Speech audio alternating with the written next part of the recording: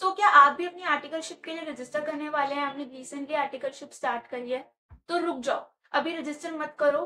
पहले ये वीडियो की पूरी स्टोरी सुनो और फिर आपको देखना कि आपको रजिस्टर करना है या नहीं करना। तो आज हम बात करेंगे, और इस वीडियो के लिए हम उस लड़के का नाम ले लेते हैं राजू।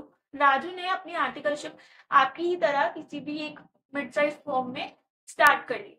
जब उसने आर्टिकलशिप स्टार्ट की तो उसने क्या गलती करी कि उसने आर्टिकलशिप के लिए रजिस्टर कर दिया। अब जब हम आर्टिकलशिप के लिए रजिस्टर करते हैं तो अब हमें वहां पे आर्टिकलशिप करनी पड़ेगी। अब हमारा पूरा कंट्रोल हमारे प्रिंसिपल के हाथ में है। उसने आर्टिकलशिप के लिए रजिस्टर तो कर लिया, पर 2 महीने बाद अब उसको आर्टिकलशिप से ट्रांसफर चाहिए था। और जिन लोगों को ये बात नहीं पता, मैं बता दूं, एज पर आईसीआई रूल्स हम आर्टिकलशिप की फर्स्ट ईयर में जितनी बार चाहें उतनी बार ट्रांसफर ले सकते हैं, कोई हमें नहीं रोक सकता।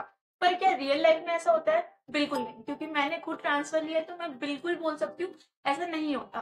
तो जब उसने अपने फॉर्म में अपने प्रिंसिपल को आर्टिकलशिप ट्रांसफर के लिए बोला, उसके प्रिंसिपल ने बोला कि हम आपको ट्रांसफर नहीं देंगे, ठीक है, और अगर आपको ट्रांसफर चाहिए तो आप हमें 16,000 रुपए रिटर्न करके जाओ, तब हम आपको ट्रांसफर देंगे। तो उस लड़के ने मना कर दिया और अब उसे ट्रांसफर तो चाहिए था, तो उसने आईसीआई को कॉल किया। पर हमेशा की तरह आईसीआई आपकी कोई हेल्प नहीं करती। जब मैंने ट्रांसफर के लिए अप्लाई किया था, मेरे केस में भी आईसीआई ने कोई हेल्प नहीं किया था। तो अब क्या हुआ, एक दिन राजू ने अचानक से अपना एसएसपी पोर्टल खोला और खोल के चेक किया तो उसे पता चला कि उसके प्रिंसिपल ने अभी तक उसका फॉर्म 103 आईसीआई को सबमिट किया ही नहीं है। यानी कि as per ICI record Raju की आर्टिकलशिप अभी तक स्टार्ट हुई ही नहीं है। तो अब राजू और ज्यादा घबरा गया कि उसने जो 2 महीने के काम किया है, 2 महीने की आर्टिकलशिप की है, वो उसकी सारी वेस्ट हो जाएगी। तो अब राजू के पास क्या ऑप्शन था कि वो जाता अपने प्रिंसिपल के पास और अपने प्रिंसिपल को जाके बोलता कि प्लीज आप मेरी आर्टिकलशिप रजिस्टर कर लो और फिर मुझे ट्रांसफर दे दो, क्योंकि सेम हैपन विद मी। और डिस्क्लेमर, ये वीडियो एकदम, ये जो स्टोरी मैं सुना रही हूँ इस वीडियो में, ये एकदम रियल है, ठीक है। तो ऐसा ही किया राजू ने, वो अपने प्रिंसिपल के पास गया और उनको बोला कि मुझे प्लीज आप रजिस्टर कर दो, वरना मेरी आर्टिकलशिप वेस्ट हो जाएगी।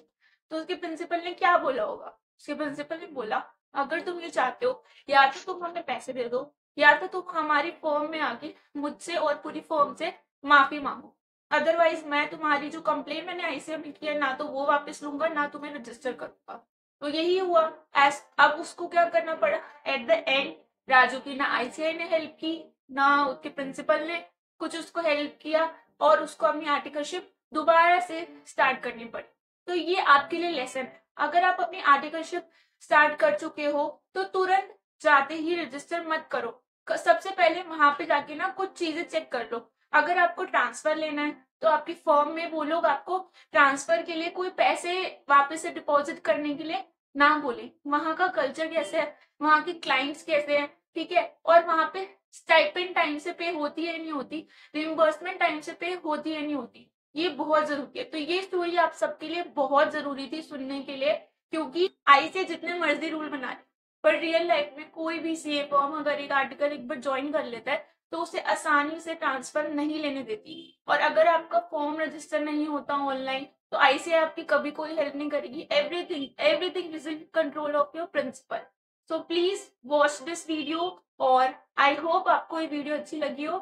Till then keep shining and keep smiling.